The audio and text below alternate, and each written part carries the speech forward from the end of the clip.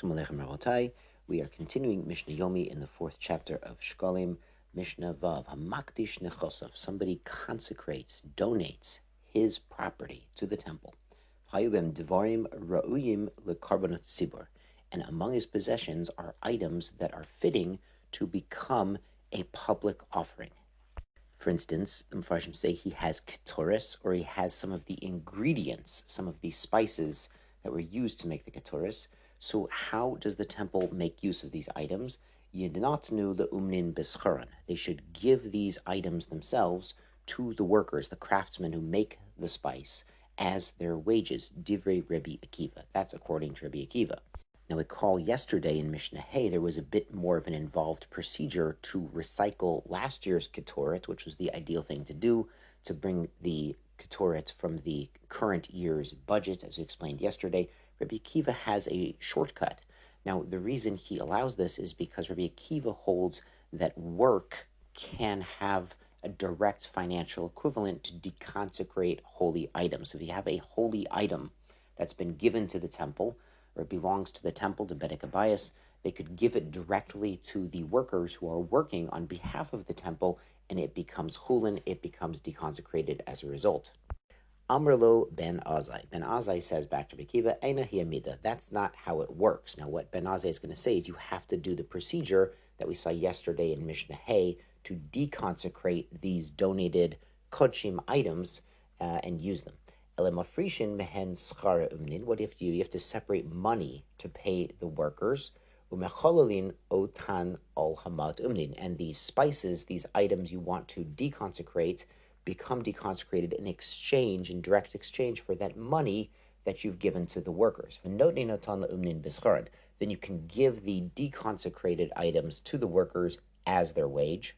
The chozrin, and then you go back to the workers, and you buy the items back from them, mitruma chadosha, from the current year's budget, from the current shekels. So Ben Azai is saying it should be like the procedure we saw yesterday. And again, the difference is Rabbi Akiva holds that the work done by the workers on behalf of the temple can directly deconsecrate holy items. Now, it's interesting today being Lag BaOmer that when Rabbi Akiva and his Talmidim passed away, there are elements of mourning and sadness during Sfira because all the Talmidim, so many pairs of Talmidim, Rabbi Akiva passed away, and yet on the day Bar Yochai passed away, Shimon Bar Yochai, and Lag BaOmer, when he passed away, there's a celebration. And the reason for this, al regel achas, the short version is they were opposite things. When the Talmidim of Rabbi Akiva passed away, Nebuch, there was a big loss of Torah. But on the day that Rabbi Shimon passed away, he was given permission to reveal very deep hidden secrets of the Torah. So there's actually an increase of Torah. So it's sort of an opposite counter effect, counter pressure. Great, let's go on to Mishnah Vav, Hamakdish Nechosov. Somebody donates his property to the temple. V'haita behen. And among this property, there is behema, rui legabe mizbeach, animals that could go on the mizbeach, zacharim and nekevos, both male and female animals. Rabbi Elazar Omer, so Rabbi Elazar says, zacharim yamachru letzorchei olos. So all of these animals now belong to the temple, and the temple needs to figure out what to do with these animals. So what do? You sell them to people who need to bring an ola. So that's the male animals. So the male animals an ola. Nekevos, the female animals, yamachru letzorchei zivchei shlamim. A female animal can be a shlamim, so you sell it to people who need a shlamim. Udmehem, and the value from both of these animals, yiplu imshar nachasav, it will go together with all the rest of his items, the furniture and the Mercedes-Benz and the everything else he owns, to Bedek Abayas, to the temple upkeep.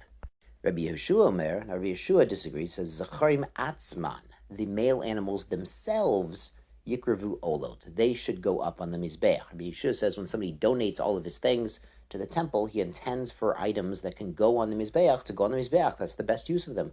Nekevot yimachu letzorchei zivchei shlamim, but he agrees that the females should be sold to people who need a shlamim. They recall a shlamim, part of it is eaten.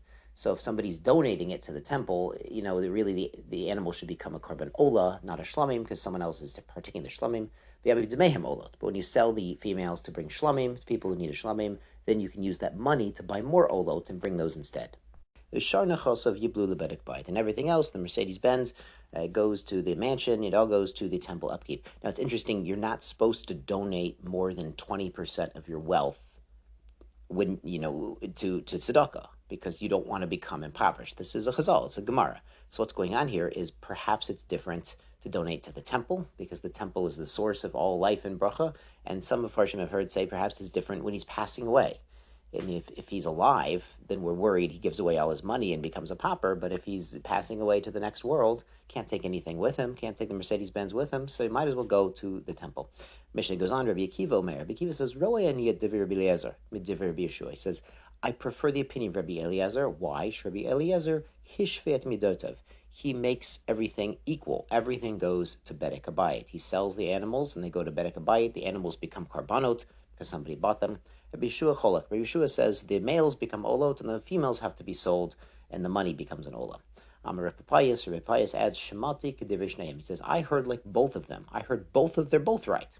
Shem makdish b'peirush. Somebody who's makdish explicitly. He says, all of my possessions, including my animals. He specifies the animals. K'divrei Rabbi Eliezer. That's like Rabbi Eliezer. He's adding the animals should go, to Bedek Habayis, because Stam Makdish the Bedek Habayis. If somebody says, I'm giving it to the temple, I'm giving it to Hektish, that's to Bedek Habayis. Hamakdish Stam, if somebody just says, all my stuff, he doesn't specify animals, K'divrei Rabbi Yeshua. That would be like Rabbi Yeshua, where you try to make the male animals into karbanot. Yeshar Kochachem and Chag Lag Ba'omer Sameach. Shekalim mitzvot.